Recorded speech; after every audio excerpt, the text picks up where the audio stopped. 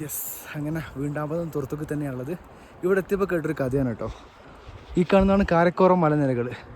അതിൻ്റെ മുകളിൽ നിങ്ങളിത് ഈ ഭാഗത്ത് കുറച്ച് വീടുകൾ പോലെ കാണുന്നത് കണ്ടോ?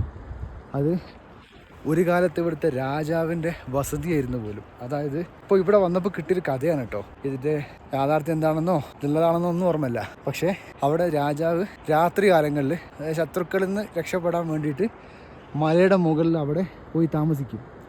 അവിടേക്കാകുമ്പം എനിമീസ് വരില്ലല്ലോ, ചുറ്റും കാവൽക്കാരുണ്ടാവും. അങ്ങനെ എന്താക്കി കുറച്ച് കാലമൊക്കെ അങ്ങനെ വളരെ സുഖകരമായിട്ട് പോയി പോലും.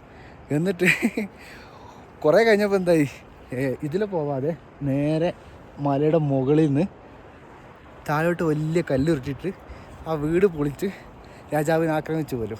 അങ്ങനെ രാജാവ് പിന്നീട് അത് മാറ്റി താഴോട്ട് തന്നെ ഇറങ്ങി എന്ന് പറയപ്പെടുന്നു. അതായത് രാത്രികാലങ്ങളിൽ അങ്ങോട്ട് കയറി പോകും, രാവിലെ ഇറങ്ങി വരും. അതായിരുന്നു പോലെ പതിവ്.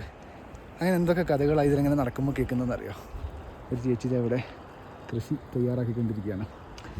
അപ്പോൾ തുർത്തുക്കിൻ്റെ കഥകൾ തുടരുകയാണ്, പോയോക്കയുടെ യാത്രകളും തുടരുകയാണ്.